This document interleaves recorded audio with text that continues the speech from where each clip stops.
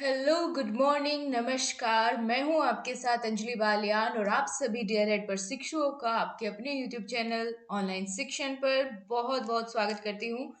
So my dear friends, आज के इस वीडियो में बहुत ज़्यादा इम्पोर्टेंट ये वीडियो होने वाली है क्योंकि आज हम 2017 से लेकर के 2022 तक आपके जितने भी प्रीवियस ईयर पेपर है डीएलएड फोर्थ सेमेस्टर के इंग्लिश के, उन सभी के शॉर्ट क्वेश्चन आंसर को हम कवर करेंगे।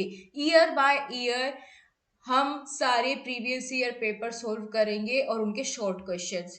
इससे पहले मैं आपको एमसीक्यू और वेरी शॉर्ट क्वेश्चंस की मैराथन वीडियोस प्रोवाइड कर चुकी हूं। आज हम शॉर्ट क्वेश्चन आंसर करने वाले हैं। एंड गाइस, अगर आप ये क्लास पूरी ले लेते हैं तो यकीन मानिए आपको अलग से थ्योरेटिकल पर ज़्यादा फोकस करने की उतनी ज़रूरत नहीं पड़ेगी, क्योंकि आपको इसी से पता चल जाएगा किस चैप्टर से कितने क्वेश्चन और किस पैटर्न पर पूछे जा रहे हैं। तो अगर आप इन क्वेश्चंस की भी बहुत अच्छे से प्रैक्टिस कर लोगे तो आसानी से आप बहुत आराम से अच्छे मार्क्स इंग्लिश में लेकर के आ सकते हो, क्योंकि हर बार हर साल वही सेम पैटर्न रिवाइज होता है। चलिए तो फिर बिना किसी देरी के शुरुआत करते हैं आज की अपनी शानदार क्लास की। तो चलिए जी, सबसे पहले हम 2017 के क्वेश्चंस को लगाएंगे। तो यहाँ पर गिवन है पहला शॉर्ट क्वेश्चन आपसे पूछा गया था 2017 के पेपर में, fill in the blank with correct conjunction. Conjunction fill करना है आपको ब्लैंक के स्थान पर। तो he work hard dash he failed. उसने कठिन परिश्रम किया परंतु वह फेल हो गया। परंतु आएगा, है ना, लेकिन आएगा कि उसने कठिन परिश्रम किया लेकिन वह फेल हो गया। तो इसके लिए आप कौन सी कंजक्शन का यूज करोगे? जाहिर सी बात है ना, बट का यूज करेंगे, ना कि किसी और कंजक्शन का। He worked hard but he failed. ठीक है, इस तरह का क्वेश्चन वेरी शॉर्ट में भी एक रिपीट हुआ था लास्ट ईयर। तो आप इस चीज का ध्यान रखेंगे जब आप इस प्रीवियस ईयर पेपर को सोल्व कर रहे हो मेरे साथ, तो आपको पता होना चाहिए ये क्वेश्चन कैसे कैसे कहाँ कहाँ रिपीट हो रहा है, जिससे आपको अंदाजा लगेगा इन प्रीवियस ईयर क्वेश्चंस की अहमियत का। नेक्स्ट क्वेश्चन गिवन था, देखो शॉर्ट में क्या होता है, दो दो क्वेश्चन एक साथ पूछ लिए जाते हैं, जैसे एक नंबर का ये, एक नंबर का ये। तो कितना आसान है आपका पेपर, बहुत ही इजीली आप कर पाएंगे। डरिए मत किसी भी एग्जाम से या किसी भी सब्जेक्ट से, बहुत इजीली आप कर पाएंगे अगर आप बहुत अच्छे से इसका पैटर्न समझ लेते हैं कि क्या पूछा जा रहा है। बार बार सेम वही कंजक्शंस पर क्वेश्चन बनते हैं, सेम प्रीपोजिशन पर क्वेश्चन बनते हैं। तो आप प्रैक्टिस करोगे तो आपको क्लियर होगा। अगला है either come in time dash do not come at all. तो आपको पता होता है, ये पता होगा कि ये प्रीपोजिशन तो पेयर में चलती है, ईदर और नीदर नॉट। ठीक है, ईदर के साथ हमेशा और आता है और नीदर के साथ हमेशा नोर आता है। ठीक है, अगर यहाँ नीदर होता तो यहाँ नोर आ जाता, इधर है तो और आएगा। तो कितना आसान था, देखो फ्री फंड के नंबर यहाँ पर मिल रहे थे। ठीक है, तो इतने आसानी से आप आगे बढ़ते हैं। चलिए अगले क्वेश्चन का देखते हैं कैसे आंसर करेंगे। वन वर्ड भी पूछा जाता है आपसे। ठीक है, तो क्वेश्चन है one who speak on behalf of other. वह जो दूसरे के बिहाफ पर बोलता है उसको हम क्या कहते हैं? इसके लिए एक शब्द आपको बताना है। तो उसको हम कहते हैं दोस्तों स्पोक्स पर्सन। क्या कहते हैं? Spokes person. जो दूसरे के बिहाफ पर बोलता हो उसको क्या कहते हैं? स्पोक पर्सन, स्पोक्स पर्सन कहते हैं। ठीक है, याद रखिएगा, ये भी रिपीट हो जाते हैं। Which can not be corrected, वह जो सही ना किया जा सके उसको हम क्या कहेंगे? जिसको सही ना किया जा सके उसको कहेंगे हम अनकरेक्टेबल। क्या कहेंगे? अनकरेक्टेबल कहेंगे। ठीक है, अनकरेक्टेबल, जिसको सही ना किया जा सके। तो ये हो गया हमारा वन वर्ड। देखो एक नंबर का ये, एक नंबर का ये, दो दो नंबर में आपके ये पूछे जाते हैं। अब आ जाता है आपका next, write an application to the principal of your college for changing the subject. Subject को चेंज करने के लिए आपको अपने प्रिंसिपल को प्रार्थना पत्र लिखना है, एप्लीकेशन लिखनी है। और हाँ, ये भी पेपर में इंस्ट्रक्शन लिखी रहती है कि अपना जो है ओरिजिनल नेम यहाँ पर ना लिखिए, नेम और एड्रेस। ठीक है, तो वही आपको ध्यान रखना है। नेम की जगह आप XYZ लिख सकते हैं। ठीक है, या फिर नेम ऐसे कॉलम बना के ये ऐसे छोड़ सकते हैं, एड्रेस ऐसे करके आप छोड़ सकते हैं इसको, या फिर XYZ करके कुछ भी ऐसे आप इसको फिल कर सकते हैं नेम के स्थान पर।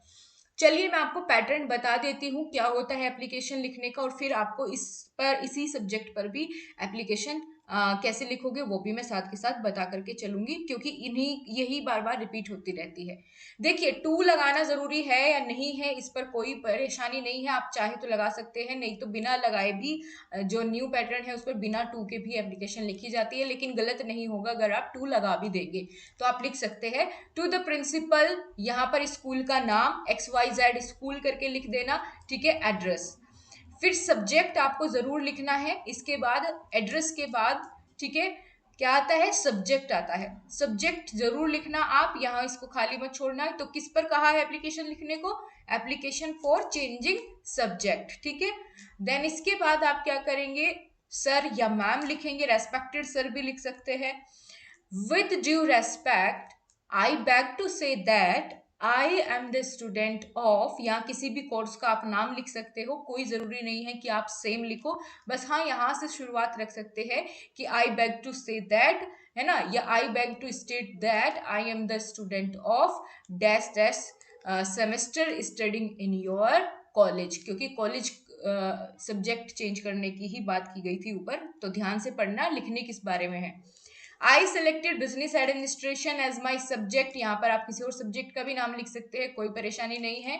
But now as I do not feel interested in business administration and I have to decide to change my elective subject, elective मतलब जो मैंने सब्जेक्ट चुना है मैं उसको चेंज करना चाहता हूँ, from business administration to economics, ठीक है, बिजनेस एडमिनिस्ट्रेशन से मैं इकोनॉमिक्स में को अपना सब्जेक्ट चुनना चाहता हूँ, इसको छोड़ करके।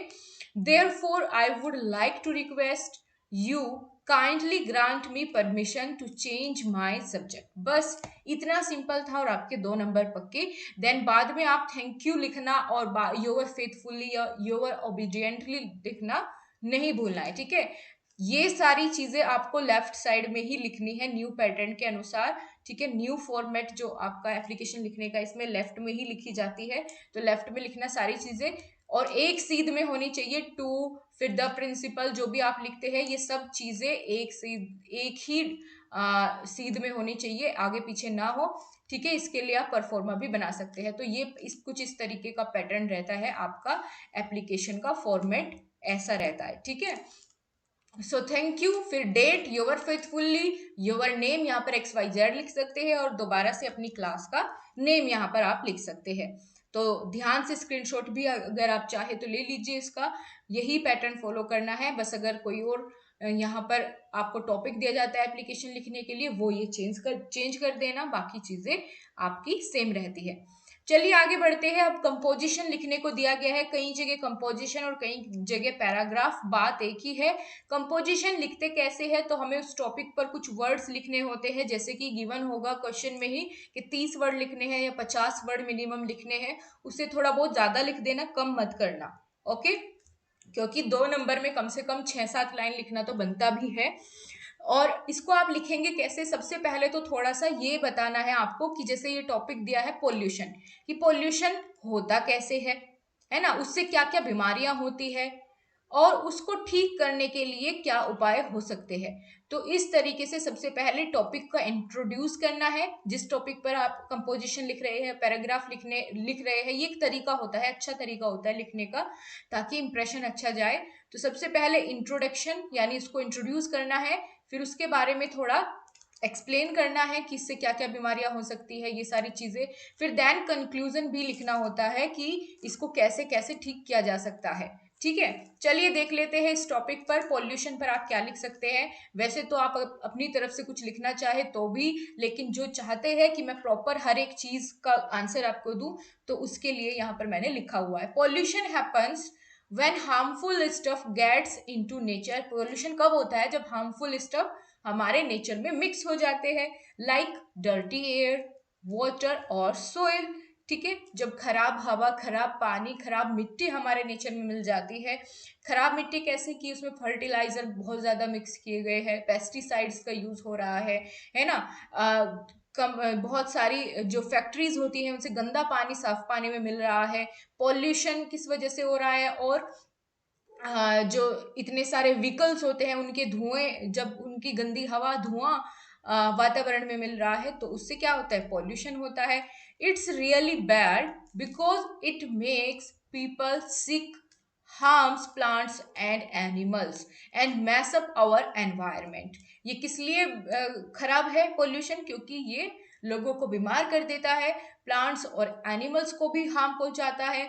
ठीक है, we need to use cleaner ways to make energy, take care of our resources better and make strict rules to stop pollution on our planet। तो यहाँ पर बात की गई है दोस्तों, कंक्लूजन दिया गया है कि हमें क्या करना चाहिए, सही तरीकों का इस्तेमाल करना चाहिए और अपने रिसोर्सेज का बेटर तरीके से यूज करना चाहिए, और साथ ही साथ कुछ स्ट्रिक्ट रूल्स एंड रेगुलेशन भी बनाने चाहिए जो पॉल्यूशन को रोकने में क्या करे, सहायक हो। ठीक है, लोग पॉल्यूशन ना करें। तो ये हो गया हमारा कंपोजिशन। इस तरीके से लिखोगे तो आपको पूरे मार्क्स मिलेंगे, ये बात ध्यान रखना, इतने अच्छे तरीके से अगर आप लिखते हैं कंपोजिशन या पैराग्राफ। चलिए जी, अब आगे बढ़ते हैं। अब आ जाते हैं हम इनडायरेक्ट स्पीच से क्वेश्चन पूछा गया है इसी ईयर में, ये भी शॉर्ट क्वेश्चन है। Change the following into indirect speech. Question है, he said to me why have you not done this work. उसने मुझसे कहा कि तुमने ये कार्य क्यों नहीं किया। तो इसको इनडायरेक्ट स्पीच में कैसे लिखेंगे?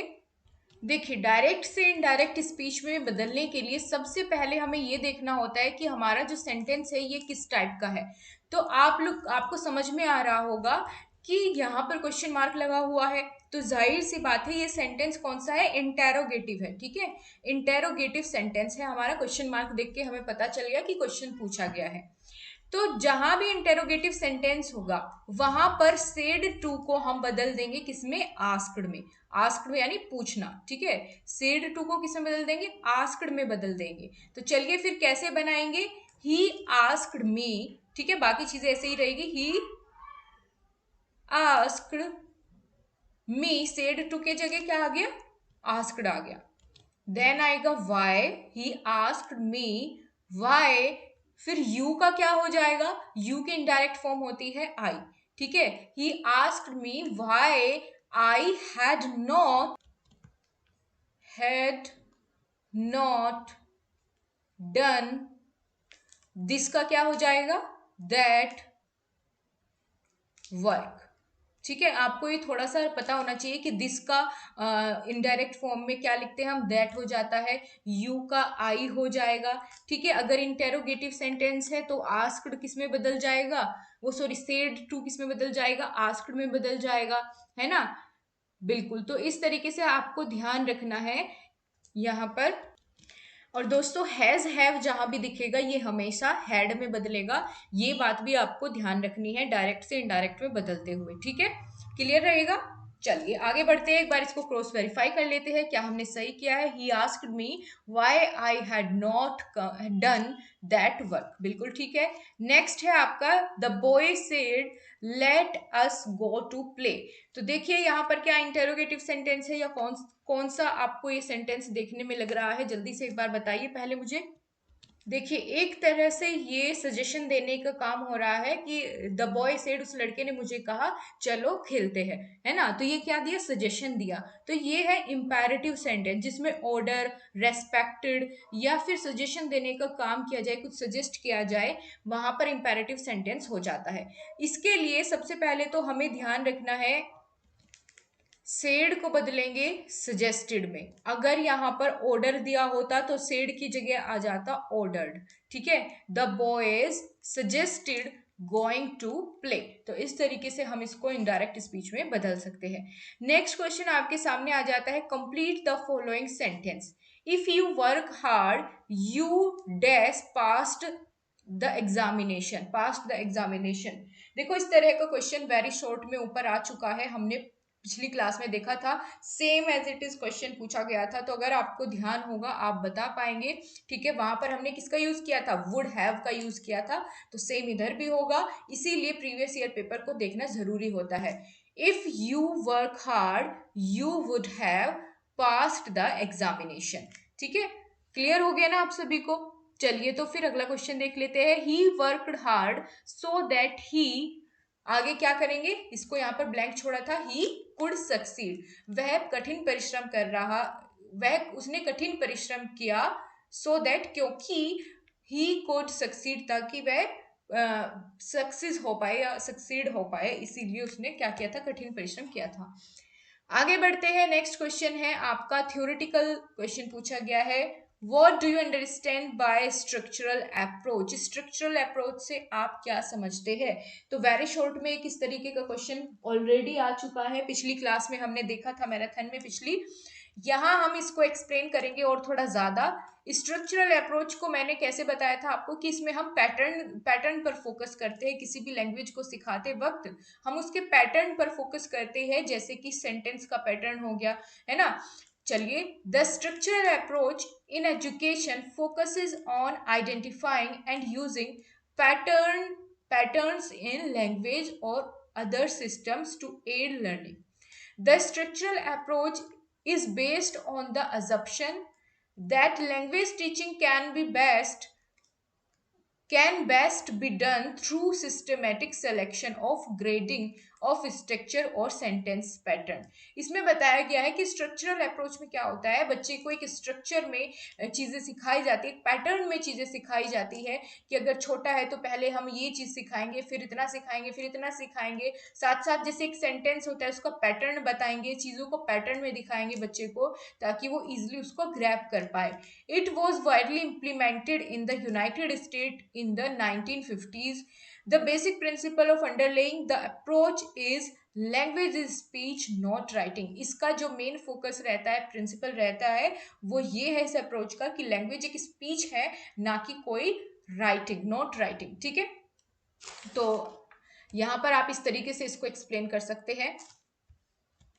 चलिए अगले क्वेश्चन की ओर बढ़ते हैं। यहाँ पर 18th क्वेश्चन के बाद हमारा शॉर्ट क्वेश्चन 2017 के कंप्लीट होते हैं। अब हम चलेंगे 2018 के शॉर्ट क्वेश्चंस को कवर करेंगे। सबसे पहला क्वेश्चन यहाँ पर गिवन है दोस्तों, अगर आपको देखो चैनल पर आप नए हो और चीजें समझ में आ रही है, पसंद आ रही है मेहनत, तो वीडियो को लाइक और अपने सभी दोस्तों को शेयर करना आपको नहीं भूलना है। ठीक है, फटाफट एक बार अपने सारे ग्रुप्स में जहां जहां आप जुड़े हुए हैं अपने कॉलेज मेट्स के साथ, क्लासमेट्स के साथ, एक बार शेयर कर दो जल्दी से और अपना सपोर्ट दिखाइए, ताकि बाकी सभी सब्जेक्ट्स की मैं इसी तरीके से मैराथन लेके आ सकूं। चलिए, क्वेश्चन पूछा गया है, change the following into indirect narration. यहाँ पर डायरेक्ट से इनडायरेक्ट स्पीच में आपको चेंज करना है। The teacher said to the students, why have you not completed your homework. तो चलिए जी, करते हैं इसको शुरू। जैसे कि मैंने ऊपर बताया आपको कि क्वेश्चन मार्क अगर है तो हमें पता चल गया कि हमारा सेंटेंस इंटेरोगेटिव है, तो वहां पर सेड टू को फटाफट से बदल देना है, किसमें, आस्क्ड में। So the teacher asked the students why. You का क्या होता है, यहाँ पर यू को इनडायरेक्ट स्पीच में लिखते वक्त हम किसका यूज करेंगे, दे का।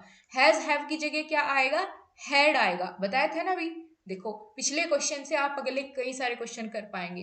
हैड, फिर क्या आएगा, नॉट कंप्लीटेड, है ना। योवर की जगह हम लिखेंगे यहाँ पर देयर।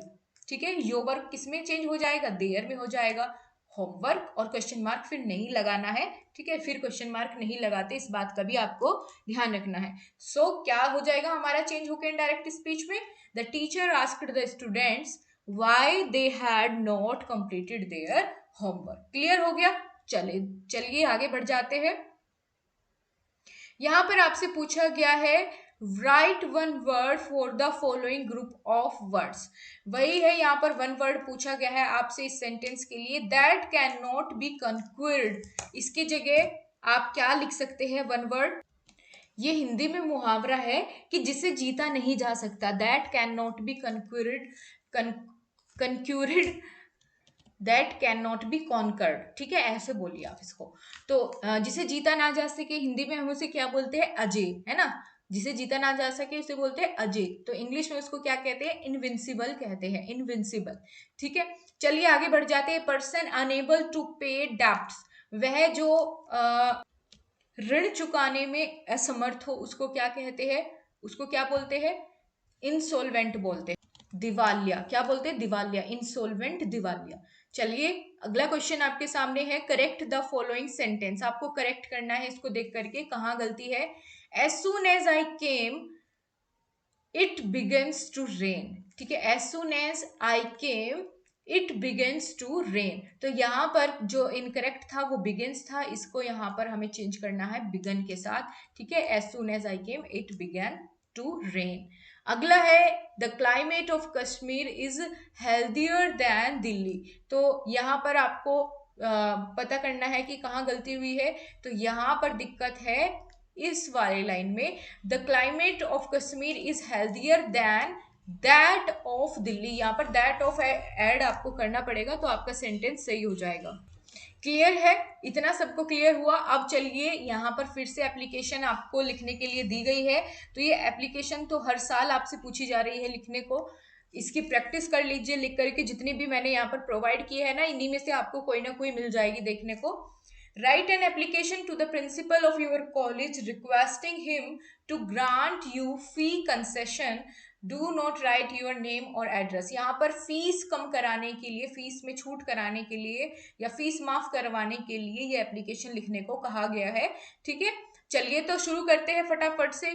पहले तो आपको वही क्या करना है, टू द प्रिंसिपल, फिर कॉलेज का नाम, फिर रेस्पेक्टेड सर। उसके बाद यहाँ पर जो मेन कंटेंट है वो बस यही चेंज होता है हर एप्लीकेशन में, बाकी तो आप सेम भी लिख सकते हैं। एक ही याद रख लो कि कैसे लिखोगे, क्या क्या उसमें लिखोगे, बस बीच का आपको थोड़ा चेंज कर लेना है according to subject matter.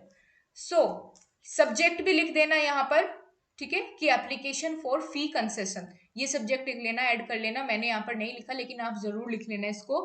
Most respectfully या respectfully I beg to say that I am a student of class XYZ. My father is a poor shopkeeper, so he is unable to pay the fee. Last year I enjoyed free ship. I got good marks in class dash. I therefore request you to grant me full fee concession. I shall feel highly obliged to you. Thanking you, yours sincerely. Then आपको अपना नाम और address लिख लेना है।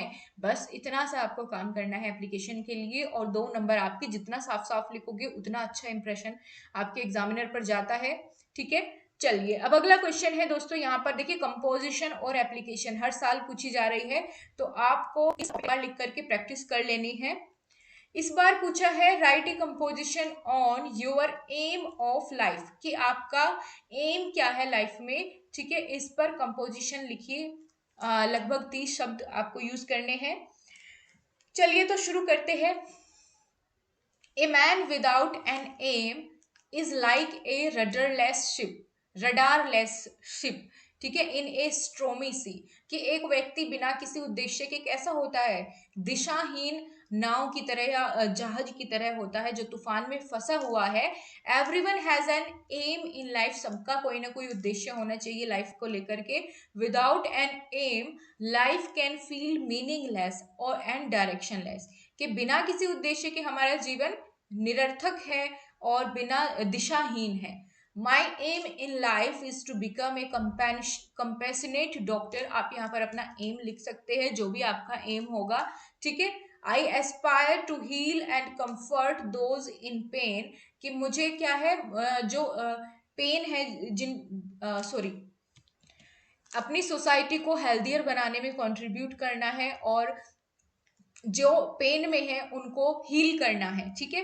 By providing medical care to the needy, जिसको जरूरत है उसको मेडिकल केयर प्रोवाइड करके। I wish to make a positive difference and bring smile to people's face, ठीक है। और मैं आशा करता हूं कि मैं लोगों के चेहरों पर मुस्कुराहट ला पाऊं और एक पॉजिटिव डिफरेंस ला पाऊं, ठीक है।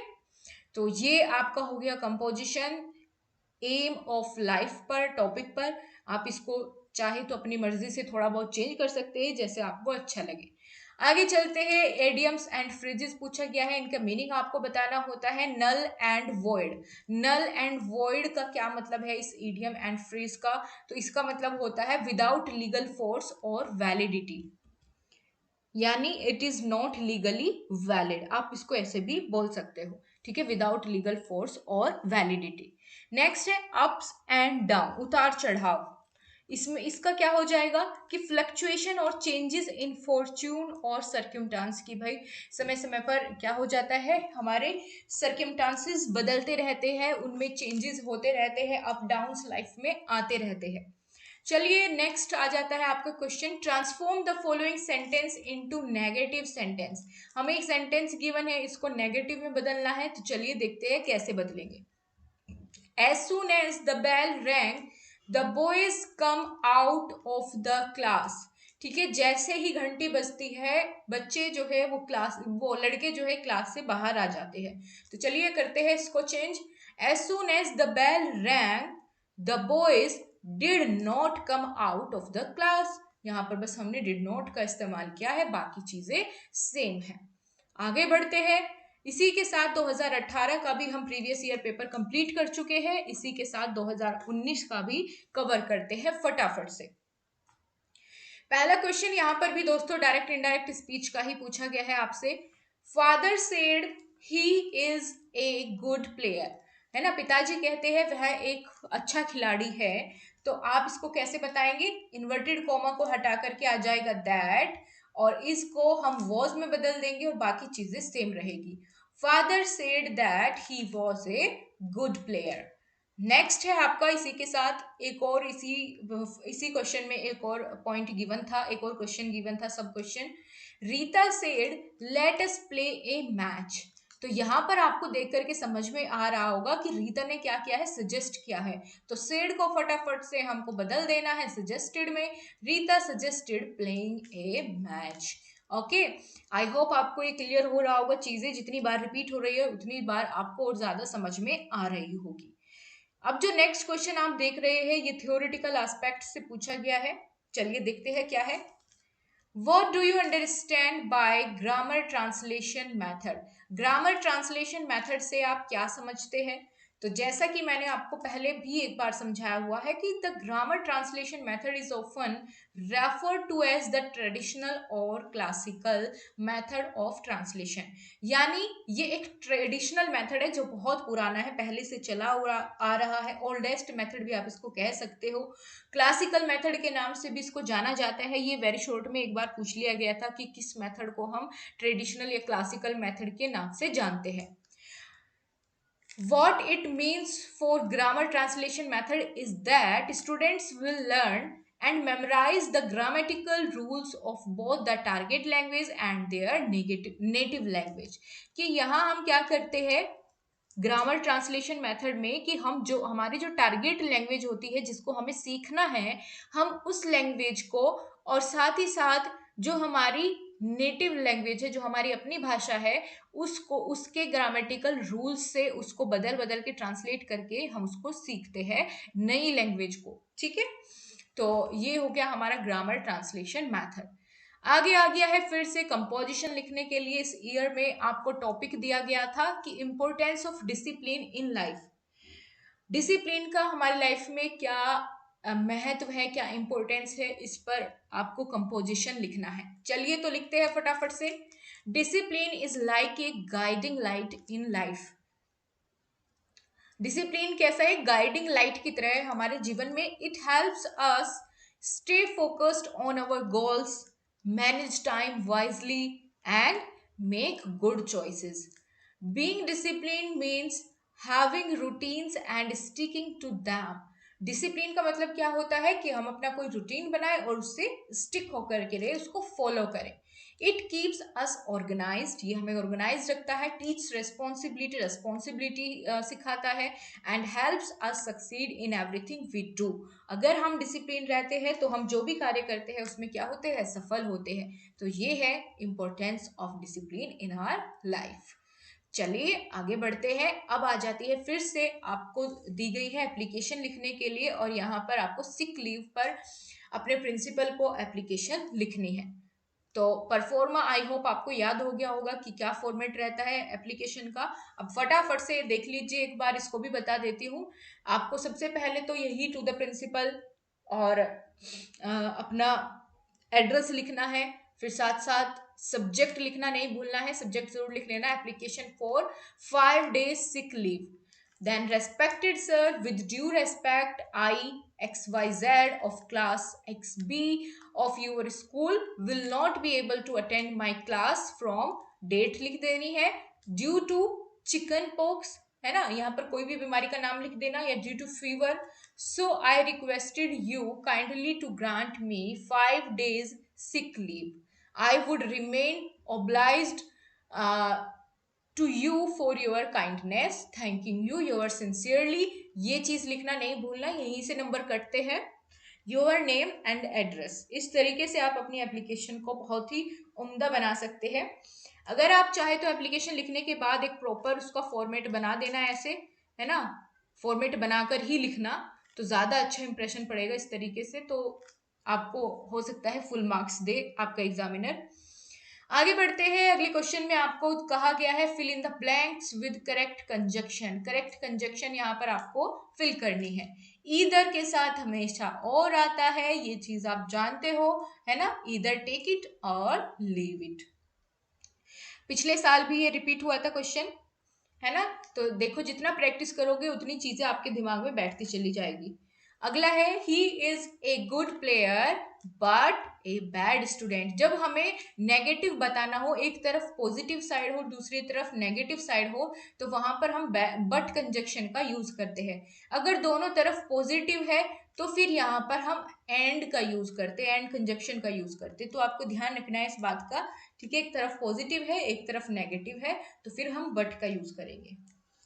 नेक्स्ट क्वेश्चन है fill in the blank with correct preposition. यहाँ पर प्रीपोजिशन पूछी गई है। He is superior to me, superior to me, I O R वाले जितने भी वर्ड्स हैं उनके बाद टू ही आता है प्रीपोजिशन में, तो ऐसे भी आप इसको स्ट्रिक्ट से ध्यान रख सकते हो। Ram beats him with a stick, Ram ने उसे किससे पीटा, स्टिक से पीटा, ठीक है, तो इसके साथ विद ही आएगा। नेक्स्ट आ जाता है वन वर्ड, फिर से पूछा गया है आपसे, a person who hates mankind, उसको आप क्या कहेंगे जो मैनकाइंड से ईर्ष्या करता है, या ये कह लीजिए एक आदमी जो मानव जाति से नफरत करता है उसको हम क्या कहेंगे, बिल्कुल उसको हम क्या कहेंगे, मिस एंथ्रोफी कहेंगे। क्या कहेंगे, मिस एंथ्रोफी, ठीक है, मिस एंथ्रोफी। हिंदी में इसको मानव द्वेषी या मानव शत्रु भी बोल सकते हैं, या मानवता का शत्रु बोल सकते हैं, ठीक है। ये स्पेलिंग ध्यान रखनी है आपको, हो सकता है रिपीट हो जाए क्वेश्चन। अगला है मेडिसिन दैट किल्स जर्म्स, वह दवाई जो जर्म्स को मार दे, है ना, उसको क्या बोलते हैं, एंटीबायोटिक बोलते हैं, एंटीबायोटिक। ध्यान रखना स्पेलिंग। आगे बढ़ते हैं दोस्तों, इसी के साथ 2019 के भी हमने शॉर्ट क्वेश्चंस को कवर कर लिया है। अब बारी आती है 2020 में पूछे गए शॉर्ट क्वेश्चन आंसर की। तो चलिए शुरू करते हैं, आगे बढ़ाते हैं अपनी क्लास को। अगर आपने अभी तक वीडियो को लाइक नहीं किया है तो कर दीजिए दोस्तों, और दो अपने फ्रेंड्स को भी एक बार शेयर कर दो, ठीक है, अपनी तरफ से भी थोड़ा बहुत सोच लिया करो, गला दुख जाता है बोलते बोलते। चलिए, फर्स्ट क्वेश्चन गिवन है, write the meaning of the following idioms and phrases. आपको इनका मीनिंग लिखना है। To kill two birds with one stone, एक पत्थर से, या बोलते हैं ना एक तीर से दो निशाने, या एक पत्थर से दो चिड़िया को मारना, है ना, इसका मतलब क्या है कि अकम्प्लिशिंग टू टास्क और goal with a single action, एक ही एक्शन से दो टास्क या दो गोल को पूरा कर लेना, ठीक है, ये इसका क्या हो जाएगा, मीनिंग हो जाएगा।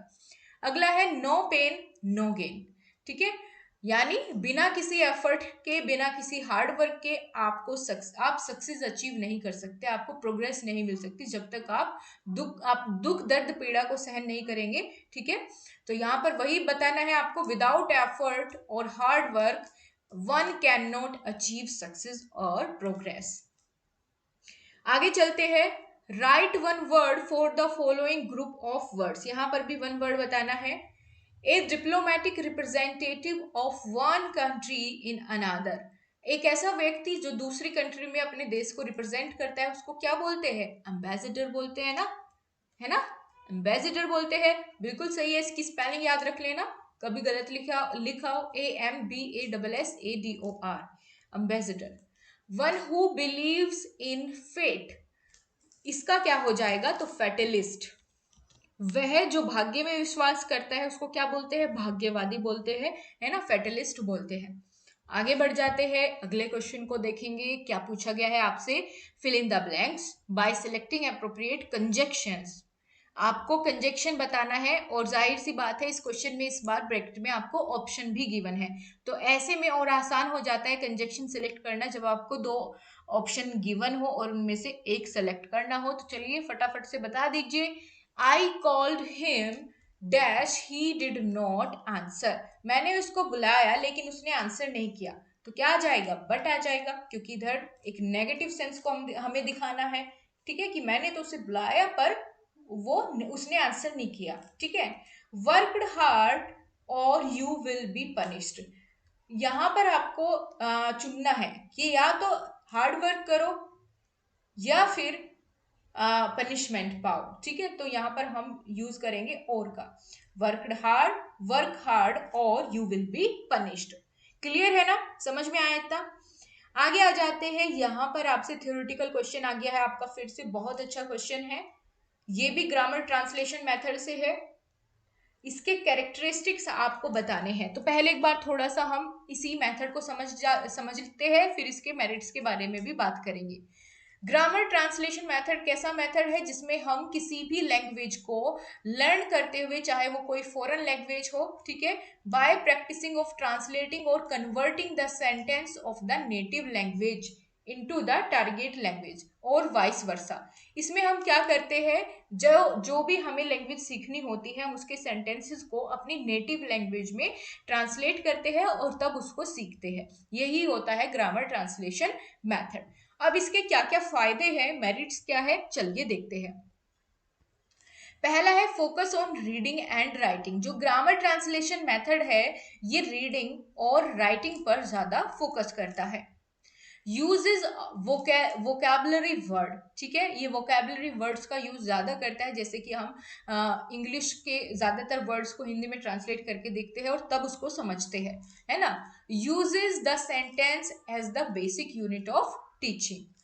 अडोप्ट्स ए डिडक्टिव अप्रोच, इसमें डिडक्टिव अप्रोच का इस्तेमाल किया जाता है ना।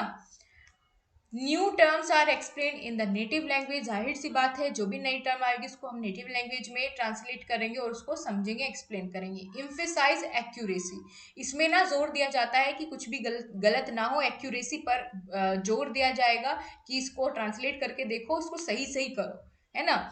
तो ये है मेरिट्स ग्रामर ट्रांसलेशन मेथड्स के। इनमें से कोई भी आप पांच ध्यान कर लो, पांच याद रख लेना। हो सकता है ये आपसे पूछ लिया जाए क्योंकि ये एक बार फिर रिपीट होता हुआ आपको आगे दिखेगा नेक्स्ट ईयर में।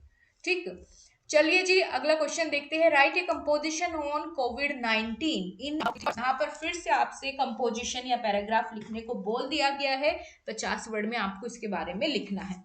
तो आप चाहे तो अगर आप कोविड-19 के बारे में जो भी आप जानते हैं उसको लिख सकते हैं, अगर नहीं जानते हैं तो चलिए मैं आपको बता देती हूँ आप कैसे इसको लिख सकते हो।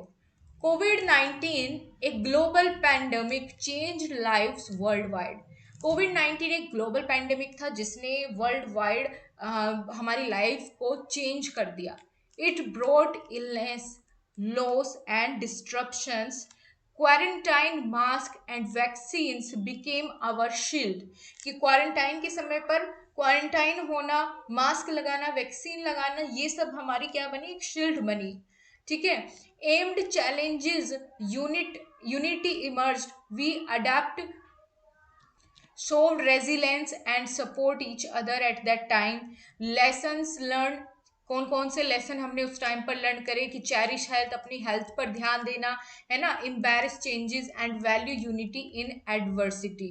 तो इसको आप और इजी लैंग्वेज में भी लिख सकते हो कि कोविड-19 के टाइम पर आपने क्या क्या चीजें फेस की और उससे उबरने के लिए आपको आपने किन किन चीजों का सहारा लिया। सैनिटाइज, है ना, आप बता सकते हैं इसमें कि हैंड को वॉश करना, इतने गज दूरी बना के मेंटेन करके रखना, ये आप अपनी तरफ से भी इसमें ऐड कर लीजिएगा। इतनी कोई बड़ी बात इसमें नहीं है। ठीक है, अगर आपको ये हार्ड लग रही है इसके वर्ड्स। चलो जी आगे देखते हैं। अब हमारा थ्योरेटिकल क्वेश्चन एक फिर से इसमें पूछ लिया जाता है, वो है डायरेक्ट मेथड के मेरिट्स। डायरेक्ट मेथड क्या होता है? जिसमें हम क्या करते हैं? ट्रांसलेट नहीं करते, डायरेक्ट उसी भाषा में डेमोन्स्ट्रेट करते हैं। ठीक है, in the direct method the teacher must transfer meanings directly in the targeted language. यानी यहाँ कहा गया है कि जो लैंग्वेज हम सिखाना चाहते हैं, टीचर उसको समझाने के लिए, सिखाने के लिए, उसका मीनिंग बताने के लिए किसी अदर लैंग्वेज का, नेटिव लैंग्वेज का यूज नहीं करता है, बल्कि उसी लैंग्वेज में ही उसका मीनिंग समझाता है, चाहे उसके लिए, उसको डेमोन्स्ट्रेट करने के लिए किसी विजुअल एड की सहायता ही क्यों ना लेनी पड़े। इन अदर वर्ड्स, अगर हम बात करें इसको और कैसे हम बता सकते हैं, this method involves teaching a foreign language without translation and grammar studying। ठीक है, कि बिना किसी ट्रांसलेशन के हम उसी लैंग्वेज में बच्चे को सिखाते हैं। अब इसके मेरिट्स क्या क्या है, फायदे क्या क्या है, तो more exposure to the new language, कि नई लैंग्वेज के प्रति ज़्यादा एक्सपोजर मिलता है बच्चे को। डायरेक्ट लिंक बनता है न्यू वर्ड्स के बीच में और एक्चुअल थिंग्स के, एक्शंस और आइडियाज़ के बीच में, है ना। हम उसको किसी और दूसरी लैंग्वेज का रेफरेंस देके नहीं समझाते, डायरेक्ट उन्हीं वर्ड्स से बच्चे कनेक्ट करते हैं। Encourage thinking in new language. देखो जैसे अभी अपनी बात कर लेते हैं, तो हम एक ऐसे क्षेत्र से बिलोंग करते हैं जो हिंदी भाषी है ना। तो जाहिर सी बात है, जब भी हमें इंग्लिश इंग्लिश का कोई सेंटेंस बोलना होगा तो हम उसको पहले हिंदी में सोचते हैं, लेकिन जब हम डायरेक्ट मेथड का अगर यूज करते तो फिर हमारी थिंकिंग भी उसी न्यू लैंग्वेज में ही होती है ना। Smaller class sizes for better focus के लिए यहाँ पर स्मॉल क्लासरूम्स, या यूं कह लीजिए कम बच्चे उसमें रखे जाते हैं सिखाने के लिए। तो ये सब डायरेक्ट मेथड के मेरिट्स आपने देख लिए हैं। आगे बढ़, अगर आपको मेरी स्पीड तेज या कम लग रही है ना दोस्तों, तो यहाँ पर 3 डॉट्स आपको गिवन होंगे। यूट्यूब में आपको फैसिलिटी प्रोवाइड की जाती है स्पीड को तेज या कम करने की। नेक्स्ट क्वेश्चन देखते हैं। यहाँ पर आपको एप्लीकेशन लिखने के लिए दी गई है, और ये भी फी कंसेशन को लेके है, और फी कंसेशन का हमने ऊपर देखा है ना, फीस माफी के लिए एप्लीकेशन। तो आप एक याद कर लो, वही लिख लेना इसमें भी, है ना। इसको अलग से हम नहीं देखेंगे, आपने ऊपर अभी देखी है, वही काम करेगी। ऑलराइट, चलिए आगे बढ़ जाते हैं। इसी के साथ ये हमारा लास्ट पेपर है, नहीं इसके बाद एक और बाकी है 2022 का भी। चलिए इसको 2021 के शॉर्ट क्वेश्चन आंसर्स को फटाफट कवर करेंगे बहुत तेजी के साथ, ताकि आपका भी ज्यादा समय ना लगे। पहला क्वेश्चन गिवन है, what are the objectives of teaching prose. Prose को पढ़ाने के क्या क्या यहाँ पर ऑब्जेक्टिव्स हो सकते हैं। प्रोज कहते किसे है, तो गद्यांश को कहते हैं, गद्य को कहते हैं, ठीक है। तो to enhance reading comprehension skill, गद्यांश क्यों सिखाया जाता है, ताकि बच्चे के जो रीडिंग स्किल्स है वो डेवलप हो, इसके साथ साथ वो एनालाइज कर पाए थीम्स को, कैरेक्टर्स को एंड लिटरेरी डिवाइसेस। ठीक है, यहाँ पर बताया गया है कि बच्चा थीम्स के बारे में, उसमें जो कैरेक्टर्स गिवन है उनके बारे में समझे, एनालाइज करे, और साथ साथ उसकी राइटिंग स्किल्स भी इम्प्रूव हो through understanding prose structure and style, कि हमें पता हो कि इसको कैसे लिखना है, तो उसकी जाहिर सी बात है राइटिंग स्किल्स भी इम्प्रूव होएगी। तो ये सारे क्या है, ऑब्जेक्टिव्स है प्रोज लिखने के। नेक्स्ट है, write down the steps of poetry teaching, कि हमें किसी भी कविता को पढ़ाने के क्या क्या स्टेप्स होते हैं, हम उसको कैसे बच्चे को पढ़ाते हैं। चलिए वो स्टेप्स जान लेते हैं। पहला है, introduce the poem and it's background context, कि सबसे पहले हमें इंट्रोड्यूस करना होता है ना, किस बारे में हम वो कविता सुनाने जा रहे हैं, उसका किस कॉन्टेक्स्ट में हम उसको सुनाएंगे, किसके बारे में वो बात कर रही है ना। रीड द पोएम अलाउड, फिर उसको क्या करना है, थोड़ा लाउड आवाज में पढ़ना है। Emphasising tone, rhythm and rhyme, हमें उसकी राइम, रिदम और टोन पर भी ध्यान रखना है, कहाँ कम करनी है, कहाँ ज्यादा करनी है, क्योंकि पोएम में जाहिर सी बात है हमें इसका बहुत ध्यान देना पड़ता है, नहीं तो पोएम पोएम थोड़े ही न रहेगी। आगे है, डिस्कस द पोएम्स थीम्स और literary devices and structure, poem के थीम्स और उसके बारे में हमें डिस्कस करना है। उसके बाद पहले पोएम को गाना है, उसके बाद उसको समझाना है। Analyse the poem line by line, फिर हमें एक एक लाइन को उसको एनालाइज करना है और एनकरेज करना है बच्चे को उसको समझने में। Engage in activity like recitation, creative responses और राइटिंग रिफ्लेक्शंस। सबसे लास्ट में फिर हमें बच्चों को एंगेज करने के लिए उससे रिलेटेड कोई ना कोई एक्टिविटीज करानी है ना, जैसे कि पोएम को रिसाइट करवाना बच्चों से, पहले तो खुद की थी टीचर ने, फिर बच्चों से करवाना, है ना, बच्चों से उसके बारे में कुछ और रेस्पॉन्सेज लेना। तो ये होते हैं स्टेप्स पोएम टीच करने के। आगे चलते हैं दोस्तों, यहाँ पर आपको लेटर लिखने को दिया गया है। अभी तक तो एप्लीकेशन का करेज चल रहा था, अब यहाँ पर लेटर आपसे पूछा गया है। लेटर लिखना है अपने फ्रेंड को, किस लिए? उसको कॉन्ग्रेचुलेट करने के लिए, उसकी पीएमटी एग्जामिनेशन में उसके सक्सेस होने पर उसको क्या करना है, यहाँ पर कॉन्ग्रेचुलेट करना है। तो सबसे पहले एड्रेस, फिर आपको लिखना है अपने दोस्त का नाम, डियर अशोक, है ना, अपने दोस्त का नाम यहाँ पर आप लिख दीजिएगा। देन आपको उसके बारे में लिखना है कि I am very happy to know that you have secured इतने percent marks in your final examination, कि मुझे बहुत खुशी हुई ये सुनकर कि तुमने इतने मार्क्स गेन कर लिए हैं। I most heartily congratulate you on your grand success, I am proud of you, उसका थोड़ा साहस भी बढ़ाना है। You worked hard, your parents and teachers must be feeling proud of you, कि तुम्हारे पेरेंट्स और तुम्हारे टीचर्स सब तुम पर गर्व कर रहे हैं, है ना, गर्व करते हैं। And when you are coming here, कब आ रहे हो? We will celebrate your success on your arrival, जब भी तुम आओगे हम तुम्हारी सक्सेस को सेलिब्रेट करेंगे मिल करके। And thanking you your sincerely, अपना नाम और एड्रेस आपको यहाँ पर लिख देना है। ठीक है, क्लियर ना? इजी है, बहुत आसान है, वही पैटर्न आपको फॉलो करना है, बस यहाँ पर सब्जेक्ट आपको नहीं लिखना होता। आगे बढ़ते हैं दोस्तों। अब देखिए, ये क्वेश्चन फिर से रिपीट हुआ है, लास्ट इससे पिछले साल भी पूछा गया था और यहाँ भी एज इट इज, एग्जामिनर ने प्रयास ही नहीं किया थोड़ा बहुत चेंज करने का, एज इट इज पूछ लिया आपसे, है ना। तो आपको फिर से कोविड-19 के बारे में लिखने के लिए यहाँ पर कहा गया है। आगे बढ़ते हैं, इस क्वेश्चन को दोबारा नहीं देखें क्योंकि हमने पहले कवर कर लिया है। अब हम देखेंगे यहाँ पर दोस्तों डायरेक्ट स्पीच से इनडायरेक्ट स्पीच में बदलना। ओके, पहला क्वेश्चन है इसमें, the teacher said to the student shut the door. आपको क्या लगता है ये टीचर ने क्या कहा है? उसको ऑर्डर दिया है, उसको सजेस्ट किया है, क्या किया है? बिल्कुल, द टीचर सेड टू बदल जाएगा टोल्ड में, है ना। The teacher told the students to shut the door, यहां पर इन्वर्टेड कॉमा को हटा के हम टू का इस्तेमाल करेंगे। देन नेक्स्ट क्वेश्चन है, Mohan said to Ram where do you live.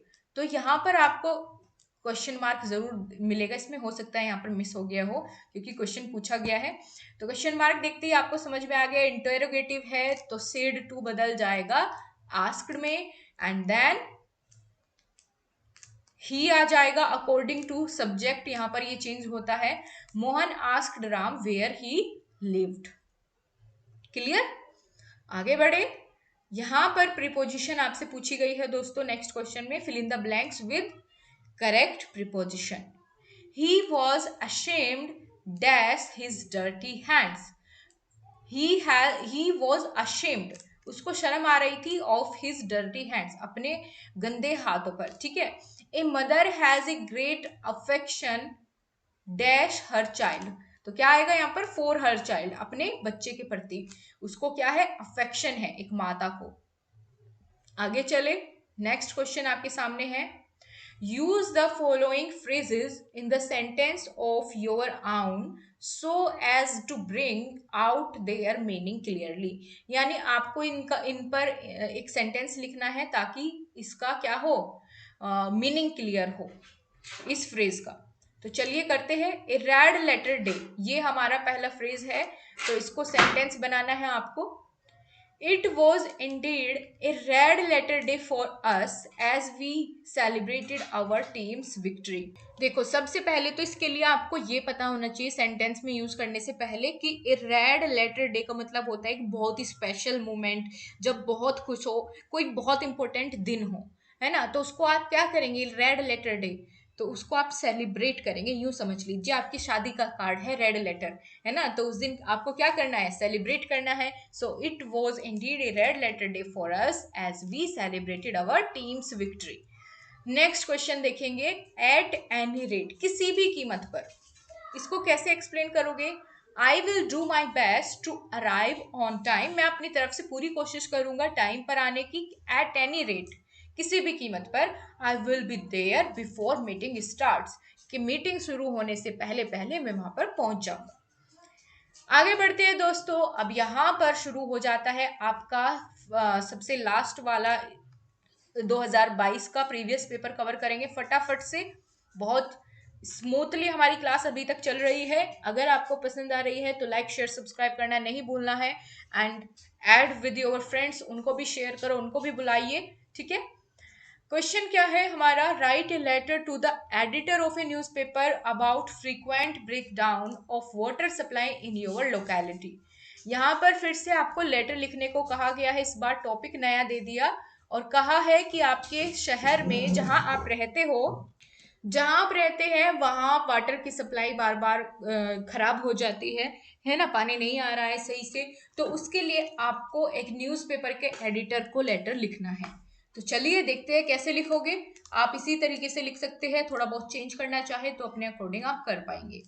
सबसे पहले टू द एडिटर, फिर किसी भी न्यूज़पेपर का नाम लिख देना, address, then respected sir, I would like to draw the attention of the municipal committee towards the frequent breakdown of water supply in our locality. I shall be highly obliged of you kindly publish our complaint in your esteemed paper, कि मुझे बहुत मैं आपका बहुत आभारी रहूंगा अगर आपने अपने न्यूज़पेपर में इस मुद्दे को उठाया। The people of this area have brought this fact to the knowledge of the municipality, but there is no change in the water supply system, कि हमने कई बार इसके बारे में म्यूनसिपैलिटी से बात की है, म्यूनसिपैलिटी कई बार ये जो हमारी समस्या है उन तक पहुंचाई है, लेकिन इस पर अभी तक कोई भी कार्यवाही नहीं हुई है। Our locality is facing a severe scarcity of water, water is turned on in the pipes only for a few hours and that too irregularly every day। आप यहाँ तक भी इसको लिख सकते हैं, इतना ज़्यादा ना एक्सप्लेन करके, चाहो तो कर लेना। The time of the supply is not fixed, the supply is broken down at any time, the amount is so small that is hardly suffices for drinking and drinking purpose, ठीक है, कि हमारे लिए वो बहुत ही मुश्किल से सफिशिएंट होता है कि पीने के लिए भी हम उसको यूज कर पाए। I hope you will kindly publish my complaint in your newspaper so the municipal committee will improve the condition of the water supply in our locality, thanking you your sincerely XYZ करके अपना यहाँ पर आपको नाम लिख देना है, date लिख देनी है, ठीक है। तो इस तरीके से आप अपना एड्रेस, वो सॉरी एड्रेस कह रही हूँ, इस तरीके से लेटर लिख सकेंगे। आगे चलो, आगे आ जाता है आपका पैराग्राफ। पैराग्राफ इस बार लिखने को दिया गया है इंपोर्टेंस ऑफ इंग्लिश पर, कि इंग्लिश का क्या महत्व है आपके जीवन में। चलो देखते हैं जी क्या महत्व है, कैसे लिखोगे। देखिए, language is our major means of communication. कोई भी लैंग्वेज किस लिए होती है, ताकि हम कम्युनिकेट कर पाए। It is how we share our thoughts with others. A language secondary purpose is to convey someone's sentiments, emotions, or attitudes. English is one such language in the world that satisfy both the above purpose. English एक ऐसी language है जो ऊपर के दोनों purpose को satisfy करती है, कि भाई कम्युनिकेशन के भी काम आती है, अपने जो हमें सेंटिमेंट्स, इमोशंस को दूसरे को कन्वे करना होता है उसके काम आते हैं। और इसके अलावा, इसके साथ साथ भी, it is not only the medium of communication but also the resource to get employment in many multinational companies। बहुत सारे ऐसी मल्टीनेशनल कंपनीज है जहां पर बिना इंग्लिश आपको पूछेंगे भी नहीं, है ना। तो ये एक एम्प्लॉयमेंट पाने का एक रिसोर्स भी है, and to get an education from different corners of the world. अगर आपको इंग्लिश आती है तो वर्ल्ड के किसी भी कोने में जाके आप एजुकेशन ले सकते हो। तो ये है इंपॉर्टेंस ऑफ इंग्लिश पर पैराग्राफ। आगे बढ़ते हैं, पूछे the following sentence into passive voice. पहला क्वेश्चन है, the children have made the box. तो इसको कैसे करेंगे, the box has been, have की जगह क्या आएगा, have been made by the children, क्योंकि सब्जेक्ट बदल जाएगा ऑब्जेक्ट में, ऑब्जेक्ट आ जाएगा सब्जेक्ट की जगह पैसिव वॉइस में करते हुए। Close the door at once, इसको कैसे लिखेंगे? Let the door be close at once. ठीक है, हो सकता है रिपीट हो, ध्यान से देखना हर एक क्वेश्चन को। अगला है फिल इन द ब्लैंक। इसमें आपको कंजक्शन फिल करना है। Dash if you do not work hard you can not pass. तो यहां पर फिल करेंगे if you do not work hard you can not pass. अगर तुम कठिन परिश्रम नहीं करोगे तो तुम पास नहीं हो सकते। अगला है he speaks dash English dash Hindi. तो आप क्या बताएंगे कि वो दोनों ही भाषाएं बोल लेते हैं, इंग्लिश और हिंदी। तो he speaks both English and Hindi. ठीक है, समझ में आई थी चीजें? क्लियर है ना? आगे बढ़ते हैं। Change the following sentence into indirect speech. Indirect speech में चेंज करना है। देखते हैं क्या गिवन है। She said I have finished the work. तो इसको कैसे करेंगे? इन्वर्टेड कोमा को सबसे पहले किसमें बदल देना है? दैट में। She said that she had, have की जगह हैड, फिनिश्ड द वर्क, बाकी चीजें सेम रहेगी, है ना। नेक्स्ट है he said to me you may go. तो ही टोल्ड, सेड टू की जगह टोल्ड, मी इन्वर्टेड कोमा की जगह आ गया दैट, मे का हो जाता है माइट, यू बदलेगा आई में। ठीक है, he told me that I might go. आगे बढ़े, नेक्स्ट क्वेश्चन है what are the objectives of teaching prose. अभी थोड़ी देर पहले ही मैंने आपको ऊपर क्लियर किया था कि क्या ऑब्जेक्टिव्स होते हैं किसी भी कविता को पढ़ाने के, है ना। चलिए एक बार फिर से देख लेते हैं। सबसे पहला तो है कि बच्चे की रीडिंग कॉम्प्रीहेंशन को डेवलप करना। बच्चा थीम्स के कैरेक्टर के बारे में समझे कि क्या मैसेज कन्वे किया जा रहा है उस कविता में, उस गद्यांश में, है ना। तो कॉम्प्रीहेंशन स्किल्स को बढ़ाना, लैंग्वेज स्किल्स को बढ़ावा देना, बच्चे की वोकैबुलरी इनहेंस होगी, ग्रामर समझेगा और language uses through reading and analysing. साथ ही क्रिटिकल थिंकिंग डेवलप होगी बच्चे की, कम्युनिकेशन स्किल्स इम्प्रूव होंगे। इसके साथ साथ appreciation to foster and appreciation for literature, developing and enjoyment and love for reading. Reading के प्रति उसका प्यार बढ़ेगा, वो यानी उसको अच्छा लगेगा पढ़ना अगर उसको आदत डाली जाए। कल्चरल अंडरस्टैंडिंग, साथ साथ उसको डिफरेंट कल्चर्स की जानकारी मिलेगी, है ना, हिस्टोरिकल कॉन्टेक्स्ट को जानने का मौका मिलेगा। तो ये सारे ऑब्जेक्टिव्स होते हैं टीचिंग प्रोज, गद्य को पढ़ाने के। आगे बढ़ते हैं दोस्तों, यहाँ पर आ जाता है नेक्स्ट क्वेश्चन आपके सामने। What are the main characteristic of grammar translation method. Grammar translation method 3 से 4 बार ये रिपीट हो चुका है आपकी आंखों के सामने अभी अभी, है ना। तो चलिए फटाफट से कवर करते हैं। अभी हमने जाना क्यों है ग्रामर ट्रांसलेशन मेथड इंपॉर्टेंट, या क्या होता है इस मेथड में। चलिए बताइए आप ही, अब तो मुझको याद हो गया होगा कि इसमें क्या करते हैं। इसमें लैंग्वेज को ट्रांसलेट करते हैं, टारगेट लैंग्वेज को अपनी नेटिव लैंग्वेज में उसको समझने के लिए, आसान बनाने के लिए। इसके मेरिट्स क्या क्या है तो वे देख लेते हैं। सबसे पहले ये रीडिंग और राइटिंग पर फोकस करेगा, वोकैबुलरी को इंक्रीज करेगा, है ना। Use the sentence as the basic unit, एक एक सेंटेंस को ट्रांसलेट करते हैं, है ना। डिडक्टिव अप्रोच यूज करते हैं, नई नई टर्म्स को नेटिव लैंग्वेज में हम समझेंगे और एक्यूरेसी पर एम्फेसाइज करेंगे। तो ये सारे सारे क्या है, कैरेक्टरिस्टिक है हमारे ग्रामर ट्रांसलेशन मेथड के। सो माय डियर फ्रेंड्स, आपके लिए एक गुड न्यूज़ है कि हमने अभी तक के सारे PYQ प्रीवियस ईयर क्वेश्चंस को, जो कि शॉर्ट क्वेश्चन थे हमारे, उनको पूरा कर लिया है। और आई होप आपको हर एक क्वेश्चन समझ में आया हो अच्छे से, बहुत ही क्लियर तरीके से। अगर आया है तो कमेंट बॉक्स में बताना ज़रूर, ताकि मुझे पता चले कि ये वीडियो आपके लिए हेल्पफुल रही और इस तरह से मैं आपके लिए और सब्जेक्ट्स की भी वीडियोस लेकर के आऊँ। ठीक है, और अगर पसंद आई है तो शेयर भी आपको करना है अगर आपने अभी तक नहीं किया है। So do share and subscribe the channel. I will see you tomorrow in the next class. Thank you so much, dear friends.